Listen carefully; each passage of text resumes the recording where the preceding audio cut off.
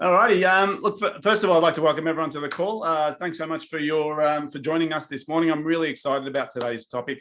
Today, we're going to be talking about the 3 key elements to building a lossless customer experience. I suppose if one thing the pandemic has taught us is business can be affected by the economy. There was a lot of panic, a lot of uncertainty. But one of the things we always realize in business that's super important is how do you keep your clients? And someone asked me this one day. They said, imagine if you had every client that from the day you started business never left you. Geez, imagine the size of your business. I can see Corey's going, oh my God. I looked through my list and I found out, I was looking at the number and it was about 500 clients that I've had over my time in business. I'm going, if I kept every one of them, it'd be an incredible business. So talking about a lossless customer experience is really pertinent. I think, the old saying, it costs 6 times more to get a new customer than get an existing customer to come back. So understanding how to find them, how to keep them is really critical. But before we get started, for those who don't know who I am, my name is David Guest. I run a company called Outcomes Business Group. We've been going since 2000, so we cracked our 20 years last year. And our mission or our vision in life is reinvigorating the business dream. I come from a family who ran a business when I was a kid, and I used to work for them and when I was 5 years old, and I realized it was slave labor, and it was also meant they didn't have to pay for childcare. But my parents always used to run a business and said, the reason we run this business is so we can pay for your education, so you can become really smart and a professional, whatever you like, a doctor or a lawyer. And that's anyone who's my age knows what we're talking about. I was terrible at school. So I dropped out of school and I went into the trades, and I started questioning, why is it my parents ran a business and told me I shouldn't run one? And the thing I realized is people go into business for all the right reasons, but some people make a lot of money and other people just work their butts off. And what's the difference? It's not their intelligence, right? It's actually what usually happens is that their dream of why they went into business gets squashed, and they just accept the status quo of I'm just going to work every day in my business because I'm unemployable and there's nothing else I can do. And really, to me, that's not actually accurate. The dream has to be brought back to life. So that's what we do. This is what I learned in my 20 years. There's 2 kinds of business owners that we meet. The first one is this guy, right? And their business looks like this. I say, how's business? And they say, we're flat out, we're busy, we've got more work than we can handle. I can't even stop to go home. And then we talk about their admin. Their admin's a little circle because they do that in their later hours of the evening because they don't want to do it during business time. And we talk about sales and marketing and they say, oh, we don't need to do that. I go, what do you mean? They go, most of our business comes from word of mouth. Who's guilty of word of mouth as their problem? Yeah. The majority of people, right? And I say, well, that's interesting. So you couldn't handle more work. Oh, we could always take on more work, but most of our work comes from word of mouth. And the truth of the matter is that the reason that they don't spend a lot of time or effort in marketing is because they're in the center of the universe.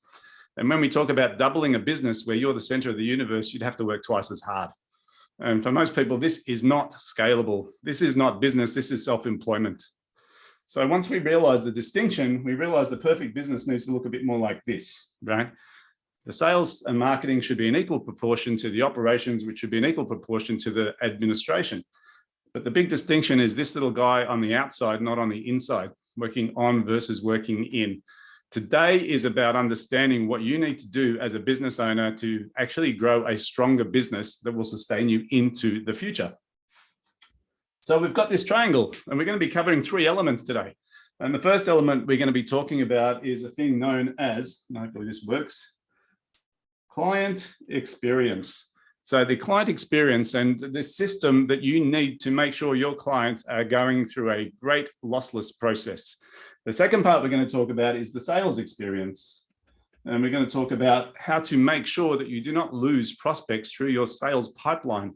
And the last and probably most important piece of all of this is if you do a good job with client experience and with sales, and if you got to keep every client that you ever found, you would have a scale issue. You would not be able to cope. So we need to talk about how do you grow your business without losing quality, right? So how do you make sure that you keep the relationships going? So we've got 3 super presenters talking today.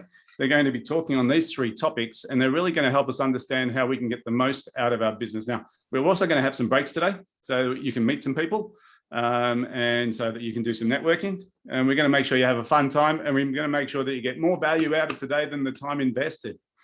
So what I'd like to do is I'd like to introduce our first presenter for today, Marima Carmichael. Who knows Marima on the call? Can I just have a quick show of hands for those people? Yeah, there's a few fans, raving fans. They're jumping up and down in their seats. Marima's an amazing person. We've been talking a bit about client experience, and she's really switched on in this area. And she sort of comes from a marketing background, but what I learned about marketing is not about generating leads. Marketing is about relationships with people. And so when we talk about her topic for today is strategy first, how to create a customer experience that's seamless from start to finish. And what I realized is marketing is from start to finish. It's from the moment before people meet you. It's when they get introduced to who you are, what you do, to well after the sale. Because if we keep the relationship strong and we make sure the message is clear, we're going to have some raving fans out there that are going to be talking about our product or service. So please give Marima a nice warm welcome to the call, and let's get her up to talk about her great topic of strategy first. Over to you, Marima. Hi guys, lovely to be here this morning. I'm really, really excited. First off, before I kick in, I just want to thank you all for taking the time out of your business. I know that a lot of you, or for everybody here, I'm sure that there are many, many other things you could be doing with your morning this morning, rather than being here listening to me and the rest of the gang. So I really, really appreciate you actually investing this time in yourself and your business. I'd like to ask of you, please, to be engaged and take notes and stuff. There's no point just sitting here and listening. Things don't change through osmosis. So just by you being present is not going to make any difference whatsoever to your business at all. You're actually going to have to take some form of action in order for that to happen. So I'd like you to be thinking throughout, certainly my presentation, about what you're actually going to be doing after this session to be able to start implementing some of this stuff. So let me bring this up. So for those of you who don't know me, my name is Marima Carmichael. I'm the founder and CEO of a company called Oracle Tree. We're a marketing brand and digital agency. And been doing that since 2009. I've worked with hundreds and hundreds of business owners in various levels, coaching, mentoring, facilitating, both with my clients directly, and also I have clients whose clients I work with as well. I'm the author of soon to be released book, Fixing Frankenstein, How to Take the Monster Out of Running Your Small Business. And if you want a free copy hot off the presses, I was just talking to the guys before that it's not actually released yet. Any day now, it's all ready for me to hit go on that button. Then you do take action on that, either put something in chat, or I've got go to the link that I'll share a little bit later and I can give you a copy of that. I also train and mentor other agency owners. So I'm the people that people come to learn how to grow their digital agency and run their digital agency with an excellent customer experience. So work internationally. I think there's a few people, I think I saw a couple of faces from the States, or a couple of things from the States. So hello from overseas. But yeah, that's me. But today it's not about me, it's about you and your customers. And a few people asked me when we were talking about doing this presentation, what actually is a customer experience? And that's really mostly what I'm going to be talking about today, exactly explaining what a customer experience is, what it isn't, and how you can develop yours. I love engagement. I work much better and give much more when I make things personal. So if you have any questions, please do pop them in the chat, and I'll try and answer them as I go along. And there'll also be a little bit of time for Q&A. But we do only have about 15 minutes of time. So I'm going to go through things pretty quickly as well. Are you ready to go? Yes? Yes? Excitement? Yay! Cool. Awesome. All right. So are your customers getting lost in the way? So your customer journey is a long one, and there's many, many parts and many places that your clients can actually lose contact with you. It's not just about where you're working with them and where they're actually seeing you. The customer experience actually starts from before they even know you exist, and hopefully will continue long, long after, as David was saying before. So we might think we have a straight line. Customer calls us, we deliver services, they say how wonderful we are, done. That's not how it works in practice though. What we often have is heaps more complex, particularly as we get bigger and bigger, it gets more and more complex. People are moving around and they're trying to find the turnoff to get to the other place that they need to go, and it's crazy. And sometimes it's even a maze and people run into dead ends when they're working with you. I know that it's happened with me, and I'm sure that it's happened with everyone else as well. But what about if we could create an ecosystem? And anyone who knows me knows that I'm always, always, always rabbiting on about ecosystems. I believe in them very strongly, is that ecosystems, the world is more complex now than it ever has been, and everything is an ecosystem. If you think that your customer journey is a straight line and people will do A and then they'll do B and then they'll do C and then D and E and F as you think that they're going to do it, then you're completely, like, you've lost the plot, guys. Like, it just doesn't happen that way. People meander around, they get lost, they go down this little pathway, they go and explore someone else, they come back. So what we need to do is create a really cohesive ecosystem that wherever they are, they find their way back to you. And that's part of why our business name is Oracle Tree, because trees are ecosystems. So we are imagine the big tree in the middle of the forest. That is where you keep alignment to. That's kind of where we want to be with our brand. So getting into the stages of your customer journey, we've got like 5 different stages, or 6 actually. So you've got the realization stage, awareness, consider, purchase or acquisition, retention, and then loyalty and nurture. So the realization stage is where your potential customer realizes they have a problem. They don't even know that you exist yet. They just know that they've got a problem. They might not even know what is the cause of the problem or anything. It's just like, I'm working too hard, things are too busy, I'm not comfortable, I have a problem. So then they go to look for solutions to that problem. So they might, and while they're doing their research for solutions, they might become aware of your existence. Yeah, I'm overworked. I feel like I'm losing customers in this customer journey. I don't know. Leads are coming in and they're going out somewhere. I don't know what to do. I know I'm going to go to this outcomes thing that, Ashley said I should come to and see what's going on. So you're now becoming aware of me if you were not aware of me before. Then you go to consideration. It's like, what are all those options on the market? Do we need to do this? Do we need to do that? Is this the answer? Is that the answer? And that's where people are going to that research phase. And that's often where you become aware of your customer's awareness, if that makes sense. Did that make sense to people? Show of hands if that makes sense. Yeah, cool. Then hopefully, if they're your customer, they'll purchase. They'll decide that, yes, I want to work with you, and they'll make a decision to buy from you.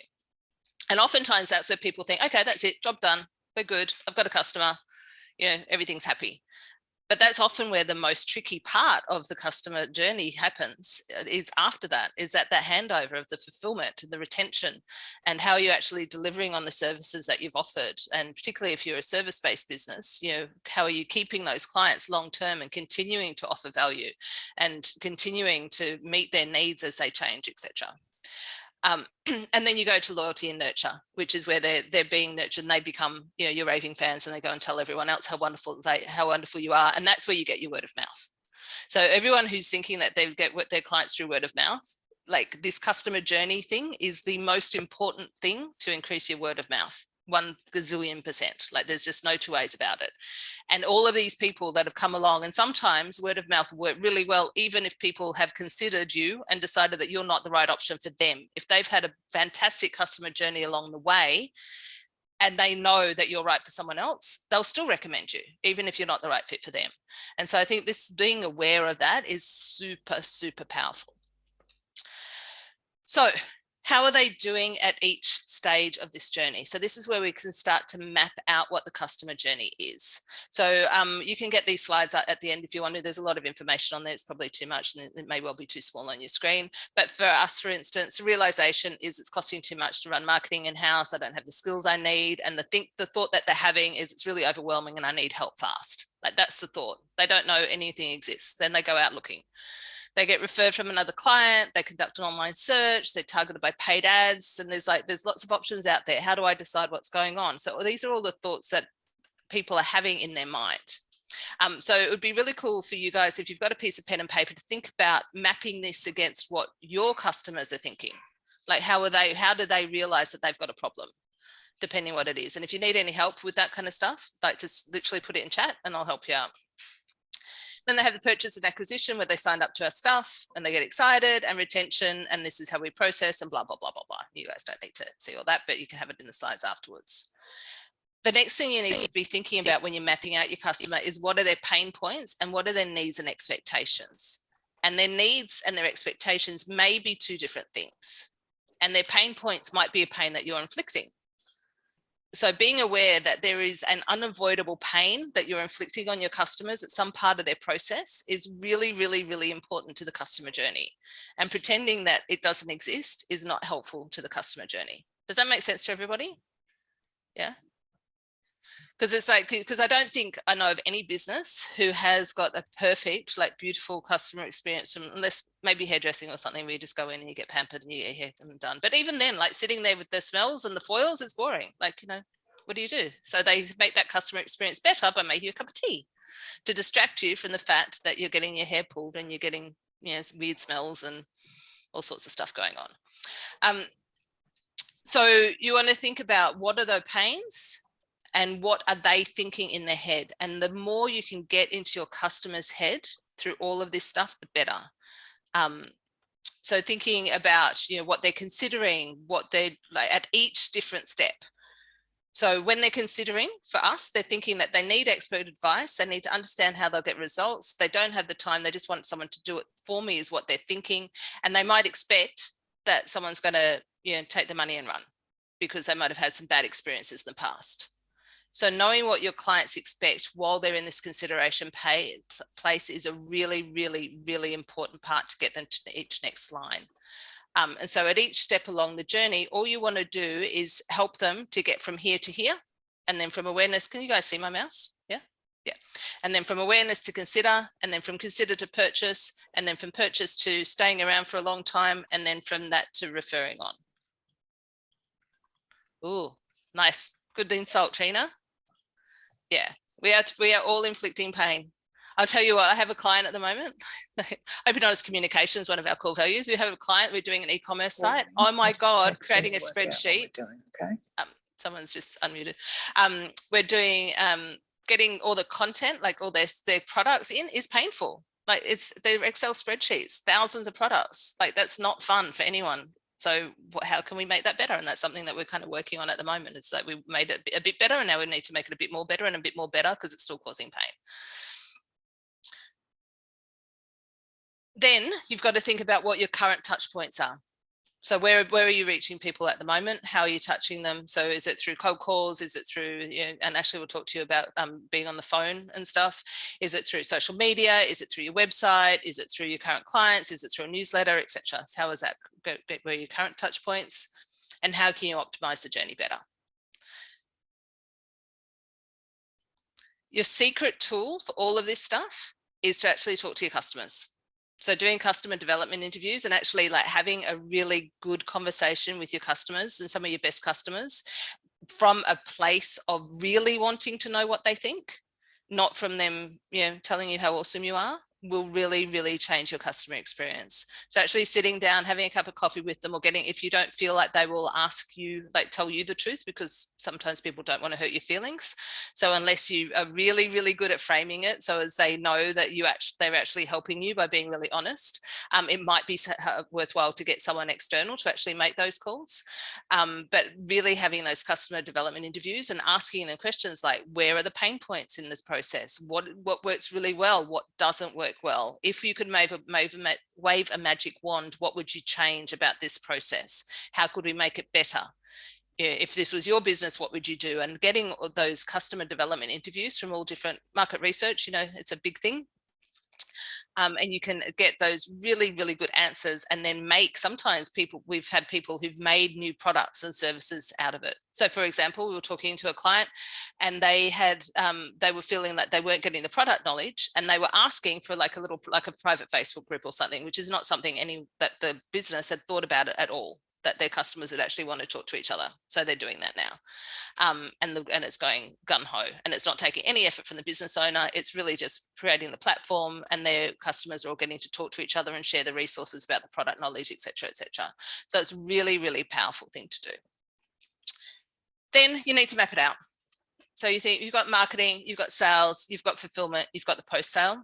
So how is it all going to map together? What is the ideal and what are the different paths? So, you know, you've got lots of different ways that you can get from one point to another. So what are the different pathways that your clients can go on and map it out at each step along the way? It's a massive project. Like it's huge. It's not an easy thing. But remember the 80-20 rule. If any of you guys heard of the 80-20 rule, Pareto's principle, you get the dot points, the big points mapped out, and then you go down finer and finer and finer.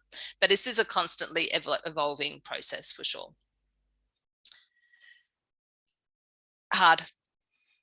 This is a marketing ecosystem. I'm all about marketing ecosystem. So all of these things happen before your customers talk to you. So it is a big project to take care of. It's not something you're going to be going through. Like, it's not something you knock out in an afternoon, but it is something that you can start thinking on about right now. To simplify it, you've got usually 4 different tools or buckets of tools that you'll have. You'll have your social media marketing. I think everyone's on some sort of social media marketing right now.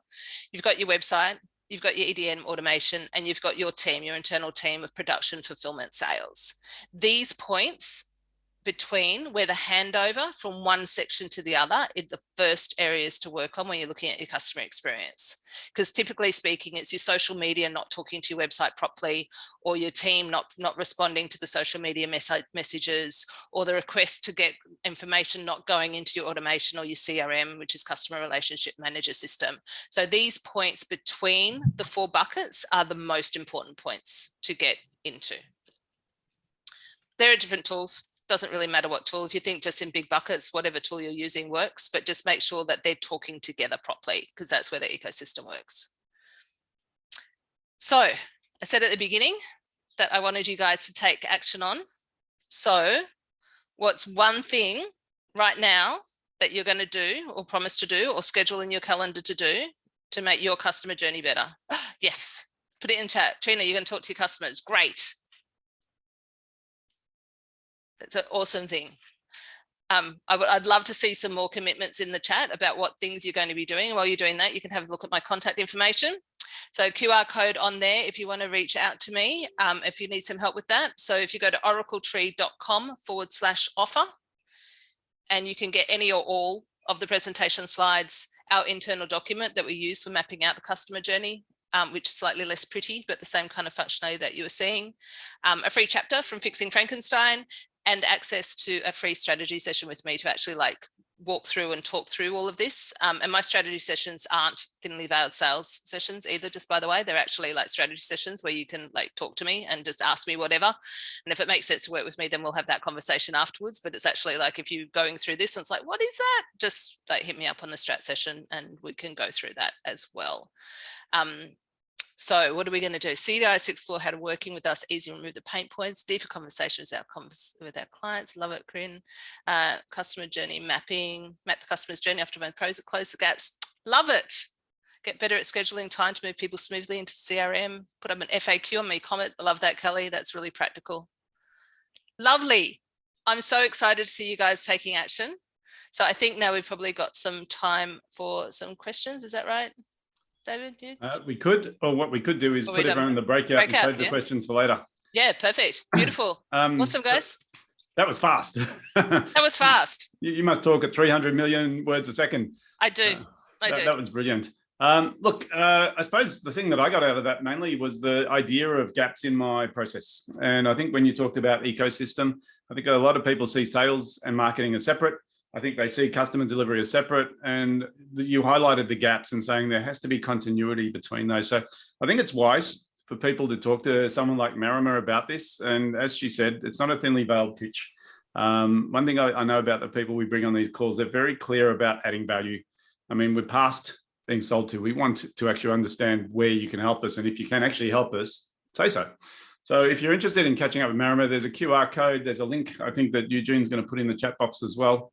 I'd suggest definitely reach out to her. She's switched on, she's smart, and she's written a book called Frankenstein in the title, which means she's going to be Frankenstein. Awesome. Fixing Frankenstein. So I'll tell you the backstory of Fixing Frankenstein just super quick. Basically, it's that businesses are like Frankenstein businesses that you've cobbled together along the way, and they kind of work, but they kind of don't. So they're kind of lumbering along, but we're going to fix it. So that's what the Frankenstein is. Brilliant, brilliant.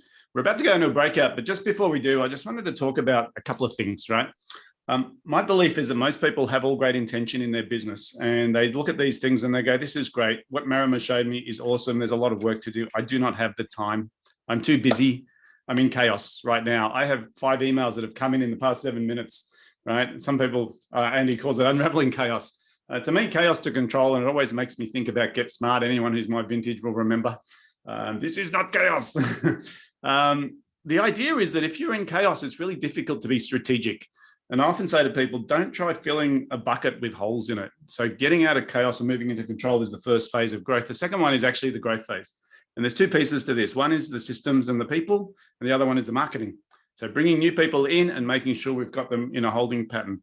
And to me, that's the growth stage of a business, which is the exciting time and the hard work. And the last phase is even more exciting, which is about leverage. So often when we talk to people in business and say, stop working in and start working on, they go, yeah, I should work on my business more, but they're not clear. My suggestion is there's three levels you're at. You're either in chaos, you're in the engine room doing the work. You're in growth, which means you're building. So you're employing people, employing systems and putting strategy in place. Or you're at leverage, which is it's now running and producing cash that I can spend on other things, right? Now, either one of those phases is valid because it's a growth phase. So I want you to, as we go into the breakout room, two things. I want you to think about what resonated most with you out of Marima's presentation. And I also want you to think about what is your objective for 2022? What stage are you in right now and what stage are you aspiring to get into? We're going to put you in groups of 5 so you can meet some people, because I think networking is probably one of the most important elements of coming to these events. And we lost a bit of that when we started doing Zoom calls. We're going to put you in there for 5 minutes in groups of 5. So you're going to meet some new people. You're going to talk about what you learned. And Sharon has a beautiful bike, I can see in her photo. And you're going to meet some new people. So let's get everyone to the breakout rooms. How are we going, Huge? Are we ready to put people in? Yep. So on the count of 3, you're going to take a deep breath and we're going to see you back in 5. 1, 2, and 3. And we're back. Who met some new people during that moment? Yes. Who got some interesting insights from other people?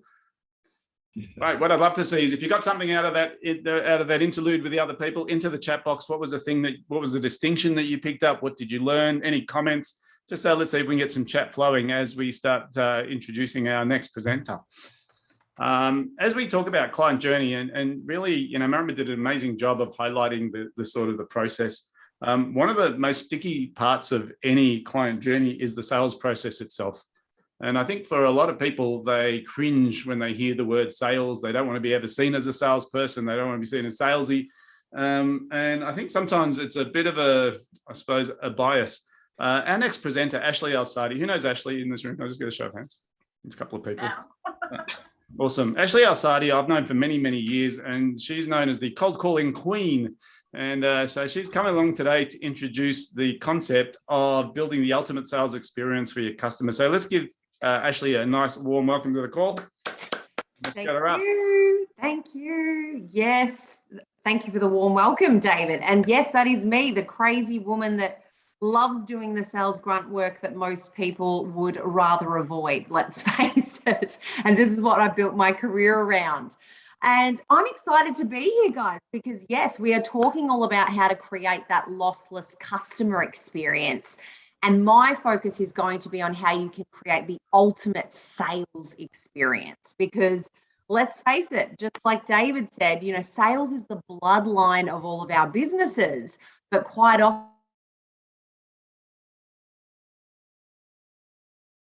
You've just muted yourself.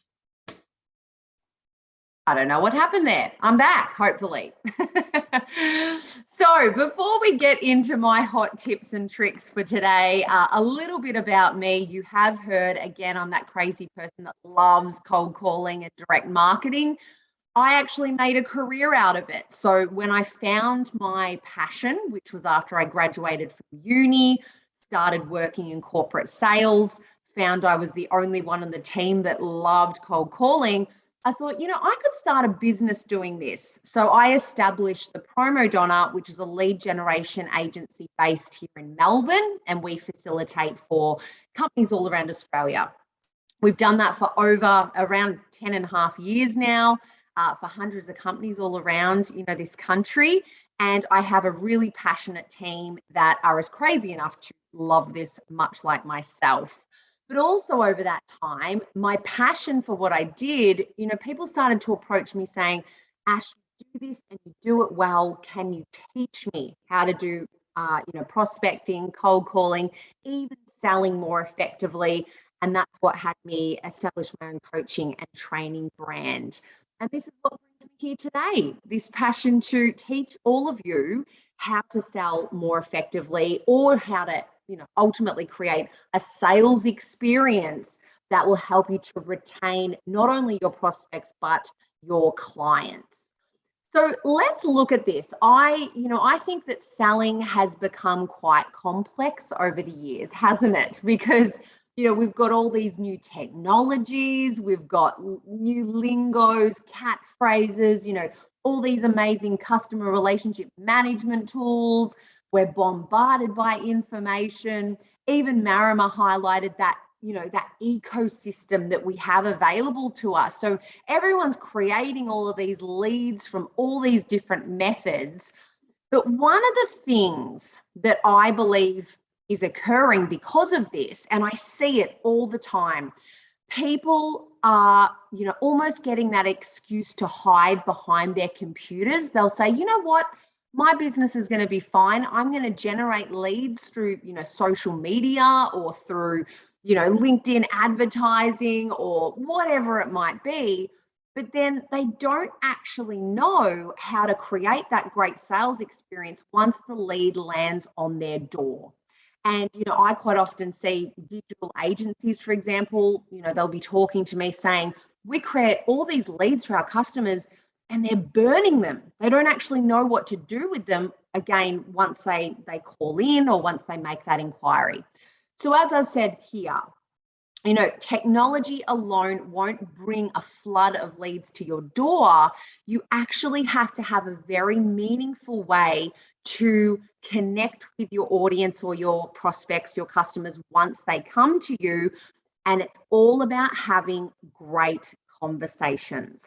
So if it's okay with you as my audience, I want to really take it back to basics during my presentation. So when I say that, it is all going to be about creating a really clear sales process. So what I would like you to walk away from is some tips you can immediately implement when you get those inquiries, again, whether it's on social media, whether it's by phone. You can then have conversations with people. Because one other thing I want to raise here is that if you are someone that's kind of sitting there, on this webinar thinking, yeah, but I still don't really like talking to people. I still just want to send them an email and sell that way. I hate to tell you, but people are craving human-to-human connection more than ever before, right? We live in this virtual world because of what has happened over the last few years. So if you're a company or a salesperson or a business owner that has that capability to get leads and then follow up and have a conversation, you're going to be miles ahead of your competition. So I'm going to teach you, how do we have a great sales conversation? This is the process that my team and I use each and every time we are on the phone.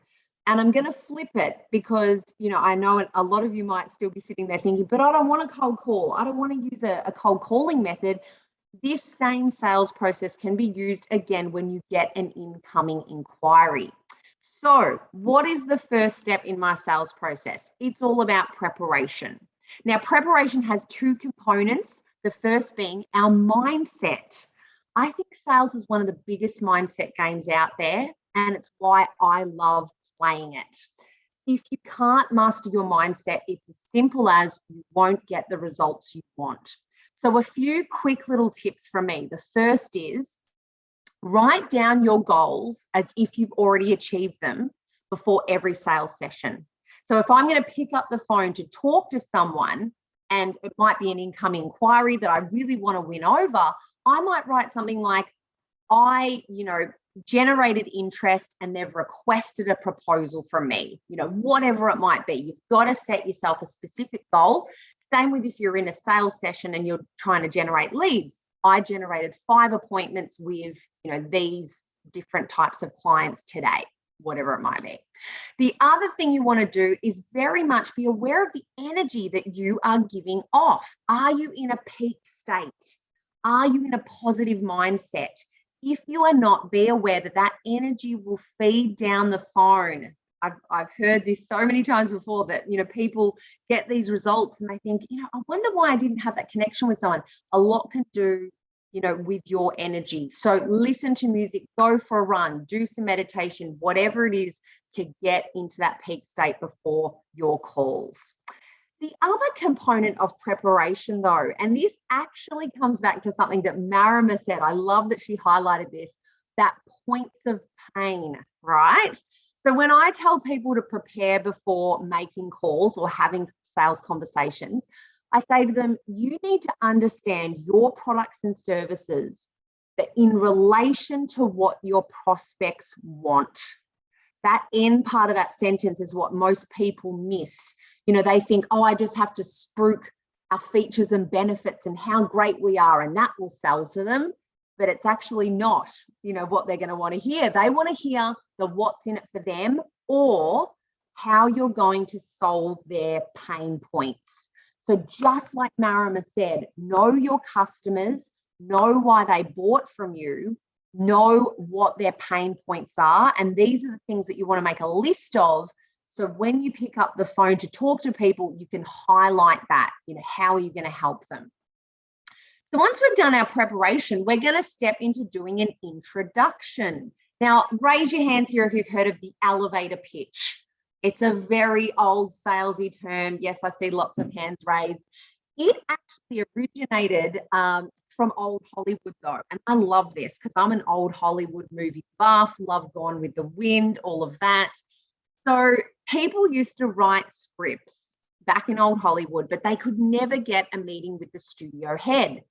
And so what they would do is they would race into these big studios, they would jump into the elevator, and they would have about 10 to 15 seconds to pitch why their script was great, why it should be produced, why it was unique and different. So this is very much the same now. Fast forward to today, it's still very similar. You have about 10 to 15 seconds to engage your audience. And how you're going to do that, we're actually going to step back to preparation. That's where you want to bring in the pain points and the what's in it for them. So let's say someone's made an inquiry about the Promo Donna. They're not going to want to hear, oh, we're this great lead generation agency. We've been running for 10 and a half years. I've got great staff. That's all well and good. But what they really want to hear are things like, we're going to save you time because we're going to alleviate your team of all that grunt sales work they start avoiding all the time. Or we're going to boost your revenue. We're going to boost your pipeline full of highly qualified sales leads. That's the stuff that talks to people. So make sure your elevator pitch contains that information. And not only that, just some other quick tips. The elevator pitch is an art to master is what I'm trying to say. It's not easy. So make sure you practice it. Come up with about 3 different types of pitches, and then you can use it in networking events, whatever it might be. It's definitely a work in progress. That's what I'm saying. So once we've done our preparation, we've picked up the phone to manage this inquiry. We've done a great intro, and it might be, thanks, John, for your inquiry. I understand you might understand a little bit about the Promo Donna, but, here's a bit more about me. That's how we do our pitch. Then what we want to do as salespeople is simply ask great questions. Now, I'm going to give you a tip here or some advice here, but if you take nothing away from my presentation but this, I'll still be very happy. So I learned this very early on in my sales career, and the advice was the person who talks the most in a sales situation is losing the sale. Now, isn't that amazing? Because most people think, oh, I need to bombard everyone with information to connect with them or to sell to them, when actually it's the opposite that is true. So the next time you're on the phone and having this conversation, remember that. Just do a great pitch and then ask great questions. Because not only will you find out more about those points of pain that Marima was talking about, but also they're going to give you the information that they need, or that you need, I should say, to sell back to them. The tip about questioning I would give you too is ask open-ended questions. Don't ask those simple yes or no answered questions, because they are white rabbits. People will say no and run. So ask things like, tell me about your current sales process. When was the last time that you did some lead generation activity, and what were the results like? Something of that nature, just to get the conversation flowing. You've also got objections. So in a sales conversations, these will inevitably arise. I think this is the reason that people fear selling as well. They have these objections that come up, and I'm here to tell you it's not a rejection. I really believe that objections are just simply a request for more information. And my top piece of advice for objections would be put the objection up front. So what do I mean by that? If you are having an objection over and over again, put it in your pitch, right? So if you are a signage company that, is pitching to major retailers and they're saying, oh, we've got a provider, for signage, we've got signage, we don't need you. You say, look, we are, so I might call up and say, hi, I'm Ashley. I'm calling from XYZ Signage. We're a signage manufacturer and installer. The reason I'm calling is we understand that as a major retailer, you already have your own signage and you may already have a provider. However, in our experience, we know that companies like yours review your signage. Tell me about your review process. Tell me about your current arrangements, something of that nature. So put the objection up front. And then last but not least, we come to the close. And this is hopefully, the close will just arise because we've followed this step by step and we've had that great conversation. We've highlighted points of pain. When we get to the close, this is when people say things like, well, what's the next step? Where do we go to from here? And, again, that's when we know we've done a great job. I think I've only got a few minutes left. Is that correct, David? A few minutes left? 4. Brilliant. Okay, great. I've got a little bit more time up my sleeve than I thought I did. So I wanted to also raise some tips with you about building rapport, because when we talk about having great sales conversations, the process, sure, that's one of the most important things, to know what to say and when to say it. But wouldn't it be amazing if you could build instantaneous rapport with anyone you spoke to? Raise your hand if you'd like that superpower, right? I want to talk to anyone and have them go, you know what? I like you. I want to buy from you. That's what we want, right? So I am a master NLP coach. I've been trained in NLP. And that's neuro-linguistics programming, for those of you who don't know. It's all about the study of human behavior and communication. And the reason I studied it was because I wanted this for me and my team when we got on the phone to connect with people instantly. So here are some very quick tips from my end on how to do that. And you can imagine this is a real rabbit hole. Like, there's a lot of information on NLP. So I'm just going to give you some things that I think you can walk away with today and implement quite immediately. The first thing is to be aware of your tonality.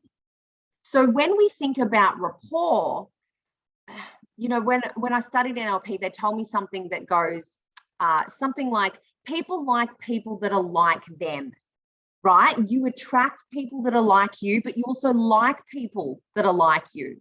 So in order to get your prospects and your customers to engage and feel like you understand them, to get that rapport, you want to start to match things with them. And tonality is one way of doing this. So if I'm on the phone and I'm speaking to a CEO and he's very gruff and very slow speaking, I'll actually start to slow down my dialogue as well and to start speaking in kind of lower tones. Now, don't be too obvious. People often say to me, Ash, but do I have to sound like a man if I'm not one? That's not what I'm saying. Just be aware of the tone, the tempo, the volume. And the same if I spoke to a PA that was very, very quick pace, very, very, quickly talking, delivering a dialogue. I want to match it to be very similar. That's where the connection is. The other things that you can use to, match and mirror people to build that connection is keywords. They're saying keywords over and over again. Quality is very important to them. Maybe they're using the word experience over and over. Whatever it might be, you want to do the same. Almost regurgitate back to them what they're saying. You can also use common experiences. So, if someone likes Carlton, here's my Carlton cup. You walk into a room or you're on a Zoom call and you notice someone has that commonality because both love Carlton. Don't hold it against me. we build that rapport because we can have that conversation. And that's something that you can leverage from as well during your sales conversations. Now, predicates is another thing, but that is a whole other thing. So I'm going to say it to you that, predicates, that's all about learning the buying styles of your customers or your prospects. And that's something that we can definitely do together if you wanted to connect and learn more about rapport building and NLP. So it brings me to the end of my presentation, guys. I hope that you again have taken something away from this in terms of how to build a more successful, sales process, or how to build that instant rapport. If you would like my slides, because, there was a lot of information there, put in the chat box sales experience slides. Bit of a tongue twister there, but sales experience slides. The other thing that you can do to connect with me, if you want to ensure that you're delivering a great sales experience and having great conversations, is you can book in for a free sales consultation with me. So Eugene, I think, has the link. He can put that in the chat box now. You can straight away book in, a sales session with me. So thank you so much, everyone. That's it for me. Guys, let's give Ashley a nice, welcoming, awesome congratulations. That was a really good presentation. Always very pertinent. I think, I know the interpretation of sales is people are scared of it. And for me, I always look at it as helping people buy. So you're not selling anything, you're helping people buy. Yes. And if you are a helper, then you're not actually putting any pressure on people. You're asking questions. I can't help you unless I know what you need. So I think it's pertinent and I think it's important, and people who have got any sort of fear or reluctance around sales need to get over themselves to a large degree, because it sounds terrible when you call it sales. It sounds awesome when you call it helping people. So some great points there. We're going to drop into another breakout room to meet some new people. This time before we go, I just want to share one other thing. This is one of my kids. I'm just kidding. But this is what he looks like now. This famous person was probably one of the best time management geeks of all times, and his name was Wilfredo Pareto. And he came up with this one, the 80-20 rule. And often when we talk to people in business and we talk about busyness and how busy we are, I have two questions that I get my team to ask themselves every week. And the first question is, what should I be doing more of? Because 20% of what you do produces 80% of your results. So what is the one thing you should be doing more of and you should be? And the second question I'd like you to answer during the breakout is, what is the one thing you should be doing less of? Because there's 20% down the bottom that's taking up 80% of your time. So I want you to think about crystallizing what's the best use of your time you should be doing more of, and what's the worst use of your time, the thing you should be doing less of. As we go into the breakout room, you're going to talk about two things. What did you get out of Ashley's presentation? And the second thing is, what do you believe you should be doing more of or less of as we move forward? So let's go into the breakout for 5 minutes and meet some new people and have a bit of a chat and get to know some other people. And we'll see you back here after the breakout. So on the count of 3, we're going to take a deep breath and we're going to go. 1, 2, and 3. All righty. Who met some new people during that few minutes? Awesome. If you heard some pearls of wisdom, I want them in the chat box so we can share them with the rest of the community, so we can hear what people learned. So if you had one line of pearlers, I think we had 2 comments in our room. One was literally this whole idea of objections being a request for information, not a personal threat against you. And the other one was, yes, talk less and listen more, asking better questions. So some really valuable stuff so far, huh? Who's had some good information out today? Thumbs up if you have. Yeah, we got a few. Awesome. I want to talk about our next presenter. When we talk about building business, and we've talked about the client experience, and if you start doing an awesome job there, and then you start dominating the sales space, so you're comfortable with getting people engaged, comfortable in asking questions, comfortable in handling objections, you're going to have a whole new problem, right? And it is an interesting problem. And I know some people on this call will have this, right? And it is having more clients than you have hours in your day. More clients than you have hours in your day. Who's suffering from that problem right now? More work than they could possibly handle? There's a few, right? It's a great place to be, right? It's better to have too much than not enough. But the scary part that occurs here is we can lose quality. And when it comes to serving clients and keeping them for a long period of time, we need to make sure we've got this ability to scale. So our next presenter I'd like to introduce is Kel Holiday. Who knows Kel on the call? Can I just get a quick show of hands for those guys? There's a few. Awesome.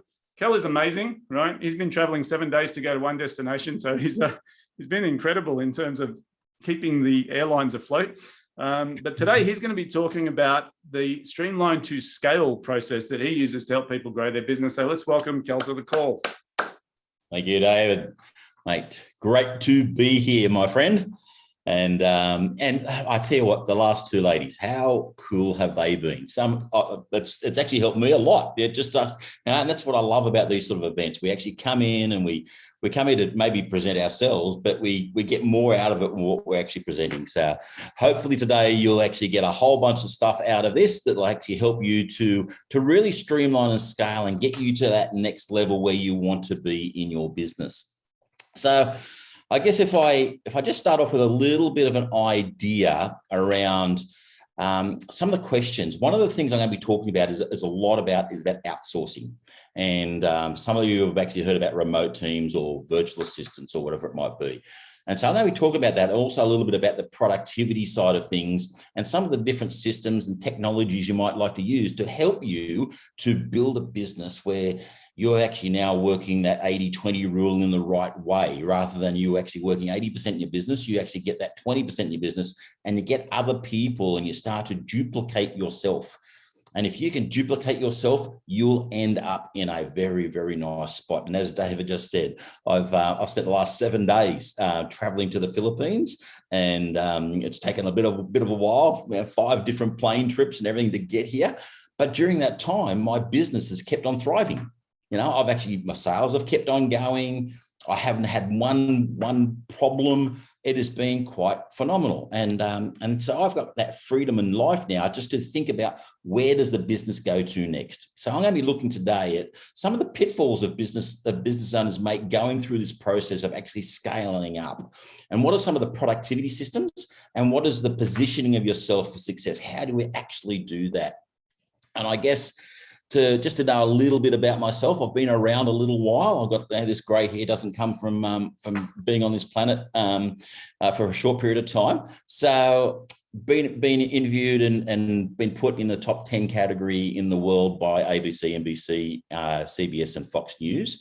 So that was a big privilege of mine. Ben, I write a couple of books, and I've got another one coming out this year. It says coming soon there in 2021. I was actually going to release it in December last year, but I've decided to put it off for a whole bunch of reasons. You might know about that one as well. So I've been in this space for a long time, and I've learned all the pitfalls of being in this outsourced space and technology space, which is what I do a lot of my outsourcing with. And I just want to try and help you shortcut all those problems so that you end up going through it and actually making a set of good decisions for sure. So let's get started on those. So pitfall number 1. A lot of people going through this scaling up process, and they go, well, where do I get my people from? How do I actually get some growth people to help me out? So people like Ashley and Marima are perfect to be able to get you to help you with your systems and get your sales processes and your marketing strategies right.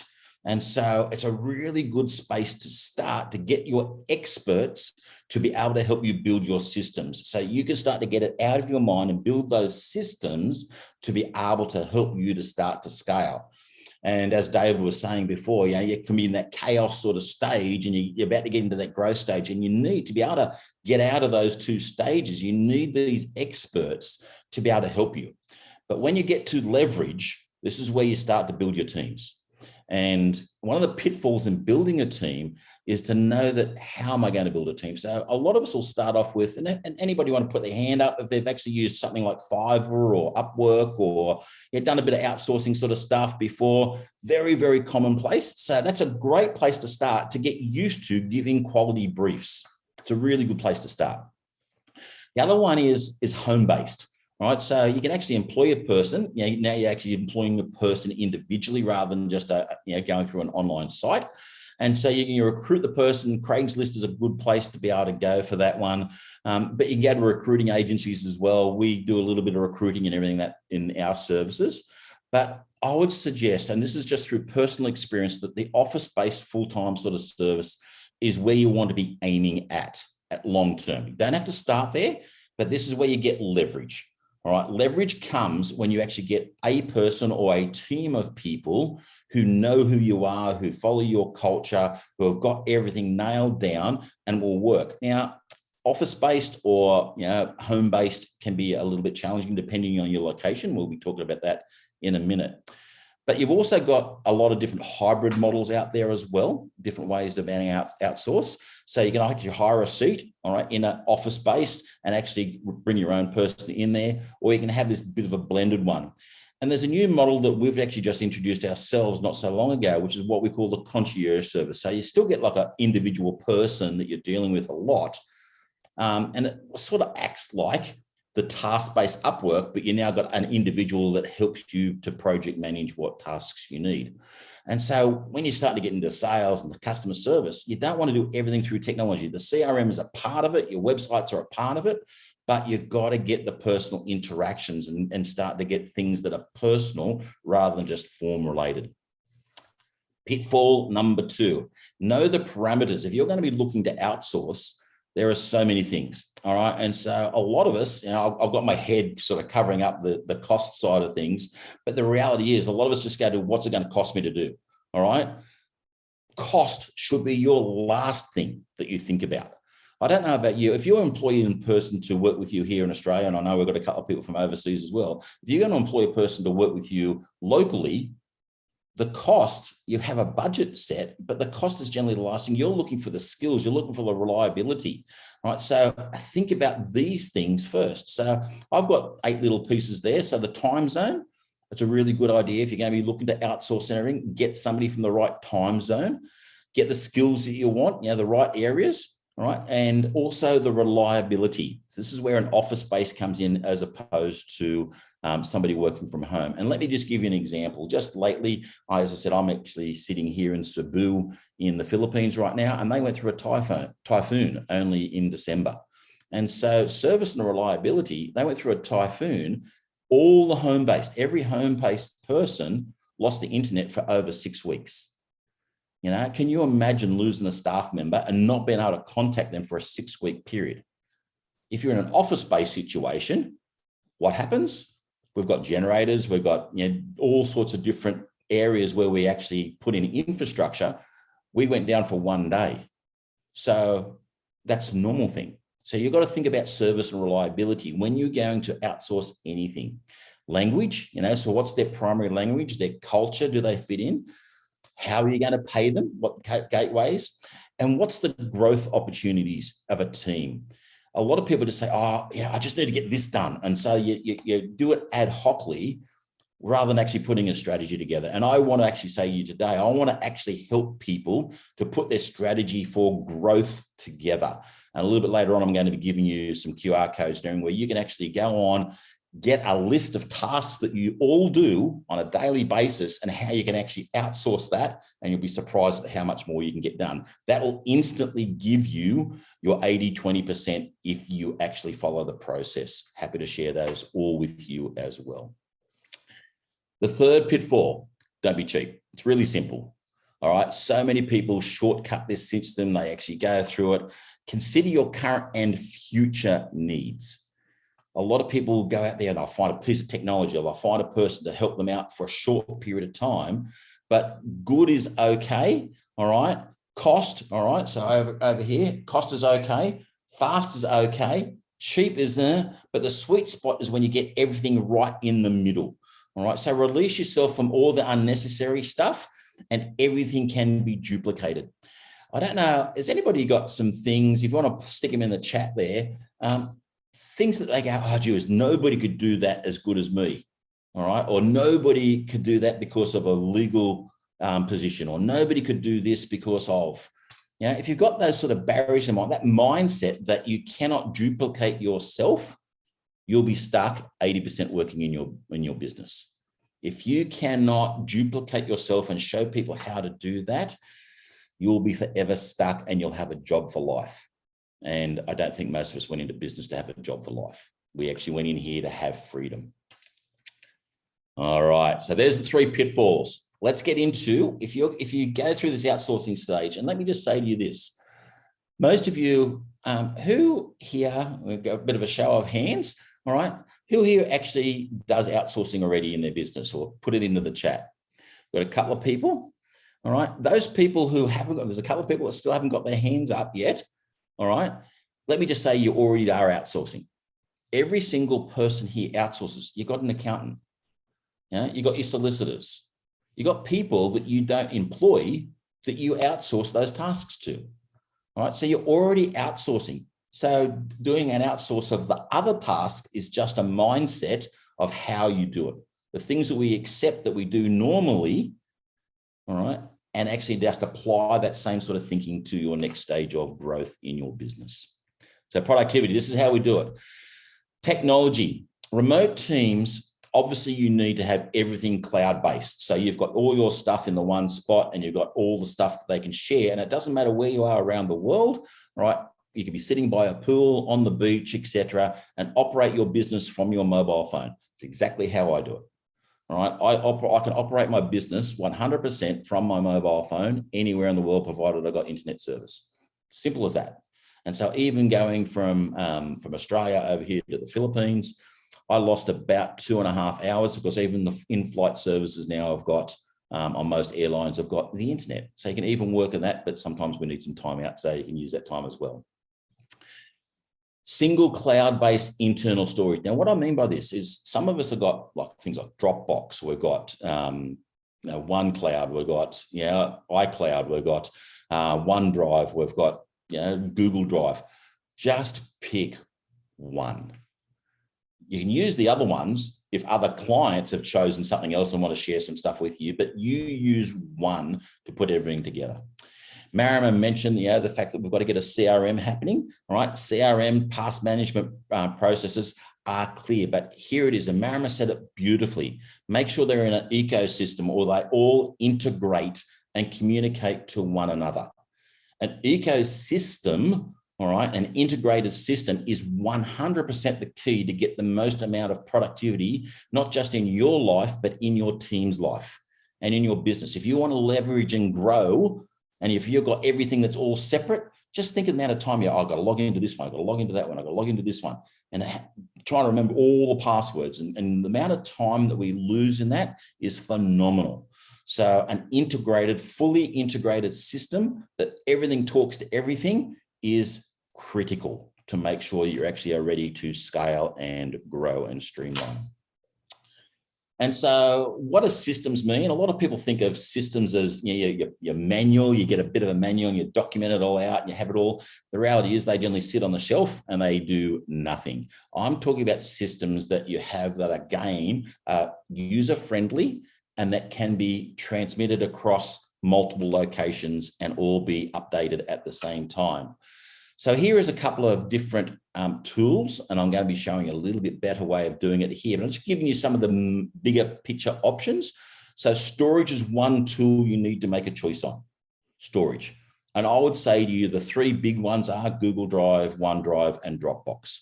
Most of you here will have that. If you want to drop in what you're actually using across this at the moment, just drop in what you're using, Google Drive, OneDrive, or Dropbox. Or if you're using something else, all right, that's okay. Can I just suggest to you that I would say the top two, Google Drive and OneDrive, which is the Google space or the Microsoft space. And we've got an excellent guy here, Andy Prosser from the Executive Technologies, is brilliant with that side of things in Microsoft.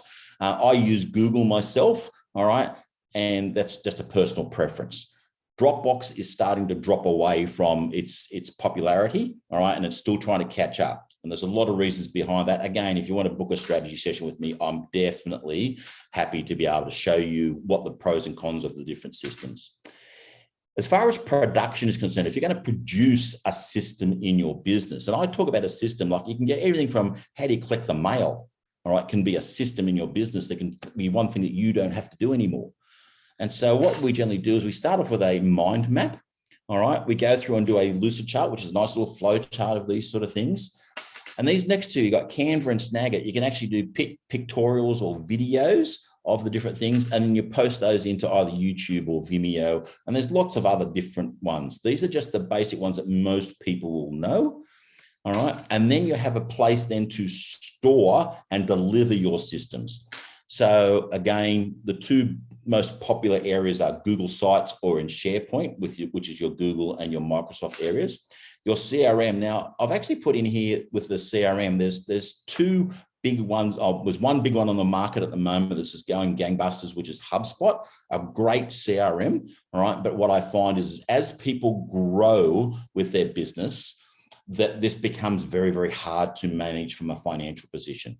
All right, so it's a great system. So therefore, a lot of people, this is where most people make the biggest mistake in their business, thinking about now rather than thinking about the future.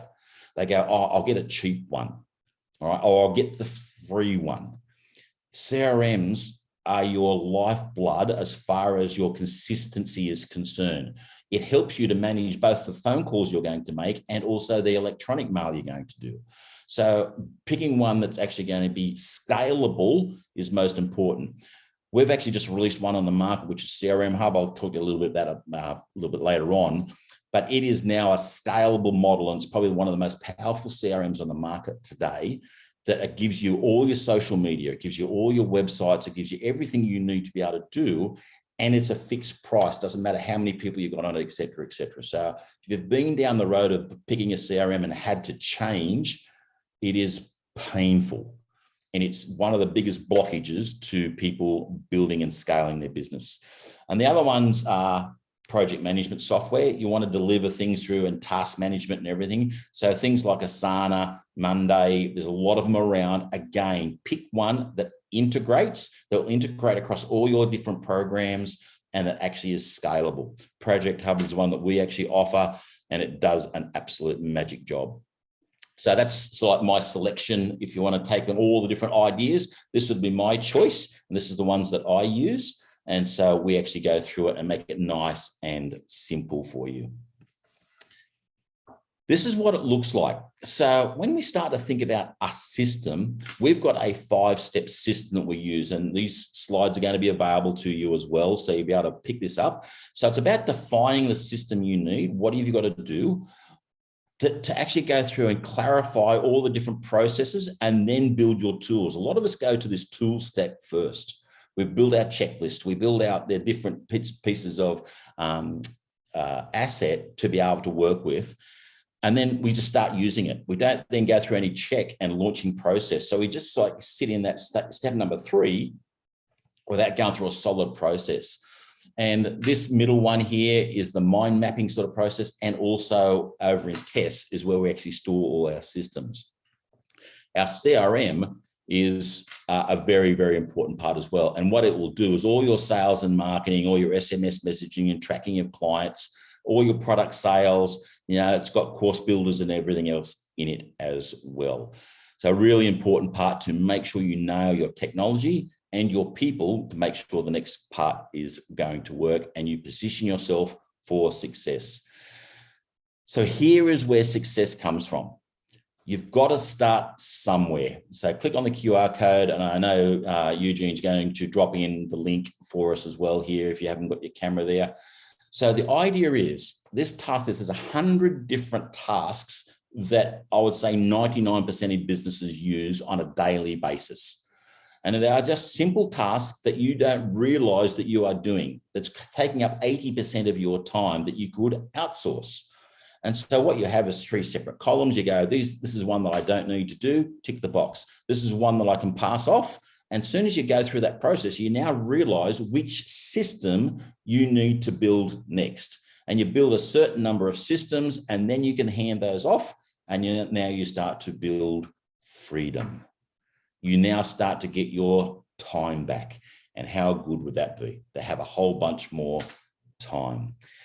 And so this is where we really get down to it. Grab a copy of it, and we're going to be going to some questions a little bit later on. This is how we work. Now, we are that time and freedom. We like to help people get their right mindset going, to get some accelerated growth and get the right people. It is a combination. These are 3 separate companies that I've set up over the last 2.5 years. Just to give you a bit of an insight, I actually retired back only in 2018. I retired for a total of 2 weeks. And lost my nerve, and I started up a new business, and now I've got 3 new companies and been able to grow them using the systems I've been telling you about. I've been able to grow and scale these businesses within 2.5 years to over 7 figures each. So it's not hard once you actually got the system and you can get out of that chaotic stage. You get into the growth stage very, very fast. All right. But then once you get into growth stage, it is just about leverages and get the right people in places, the right technology, and everything happens very sweetly. Awesome. So that's all, Dave. You've done well. Let's give Cal an awesome round of applause. You've squeezed a lot into a short time. If anyone's interested, Cal's the technologist. He's got the barcode up in the background there. I think we're going to put the link in. Yes, it's in the chat box as well if you want to get in touch with Cal and get his slides. Has it been useful today? Thumbs up if you got some good info out of today's session. Amazing. Amazing. Look, just a couple of fleeting comments and then we're going to open to questions if there are any. 2 things. First of all, 2 of my favorite business philosophers. The first one's Jim Rohn, who said, never wish life were easier, wish you were better. Today is about learning how to be better at what you do. If you take one thing from today, there's some smart people out there that can help you. You just need to tap into these resources and accelerate your growth. The second one, and this is a bit weird, Bruce Lee, one of my favorite philosophers as well, who said, knowing is not enough, we must apply. And I think it's nice to learn, but if you don't walk away from today with at least 1, 2, or 3 action items, and if it's minimally to just get the information and process it and do something, you'll notice one thing that each presenter said is don't walk away from today without an action item. So I want you to just quickly going through your notes in the next couple of minutes. What are the top 3 activities that you're going to do as a result of today's presentation? What are the top 3 activities you're going to do as a result of today's presentation? And if you're not sure, at least it should be to grab the content from each one of these presenters or reach out to them and ask them, how can you help me? And what do you think I should be doing? I think often people in business get very confused about what should I do next, and we go into overwhelm. And it's like a deer in the headlights. We do nothing because there's too many things to do. If you are not sure, reach out. One last thing for me, while you're doing your top 3, we've got a QR code too, even though it's got a bit weird. We created a scorecard, and we know a lot of people in business are drowning in stuff. And we decided that we're going to do a 2-minute survey. And it basically asks you, what do you need to focus on to accelerate on your business? And you'll do an assessment online. It takes about 2 minutes to do this. And at the end of this, we can then identify the path that you need to go down, because we only have 24 hours a day, 7 days a week. And I think for most people, they need to know what is the next step? What is the thing we need to be focused on next? So by actually identifying the area that you should focus your attention, you focus on one thing. And whatever that one thing is for you will be where you get the most out of your time. So I'll put that up there. I think Eugene's going to, if not, I'll do it into the chat box. If anyone is interested in doing that scorecard, it's a 2-minute activity. We've got about 3 minutes left. And what I'd like to do is call all the presenters up onto the screen. And if anyone has got any specific questions or comments that they'd like to share with any of the presenters, now is your opportunity. So can we just get the 4 guys up here for the last 3 minutes? Into the chat box, what is the number 1 takeaway you got from today? Or if you have a question for the presenters, now is your opportunity to ask. Let's see something going into the chat box. What is your number 1 takeaway? What is your burning question? We can play some background music, Gooch. People are thinking. I'm going to ask the presenters first, because they've obviously listened to each other. I got a few pearls out of this. And one of the best ones for me was from Marima. It was about the gaps between each process, really identifying those gaps. From Ashley, it was handling objections proactively and using them as buying opportunities. And Cal just sort of sealed it by saying, have one system. They were my 3, right? And so I learned out of these things. If you've got anything different than that, please chuck it into the chat box. We've got a couple of questions here. So Ashley, written proposals, good, bad, or depends? You've got 30 seconds to answer that. I would say it depends if you want a simple answer. It definitely depends on your industry, your type of business. But if you are a service-based business, I do believe in proposals, especially because, or the reason for that is, you want to try and sell on value, right? That goes for anyone anyway, because if you can present the high value that you're delivering, again, it comes back to that points of pain and everything, right? Value equals premium price. Yeah, awesome. So value in a proposal will deliver premium price. Yeah. Yeah, fantastic. Good question, good answer. There's a question, can I get copies of presenters' slides? Definitely. Cindy, we'll get those out to you as part of this process. How amazing is this, Cal? Great work. I feel you should present proposals, just never send them.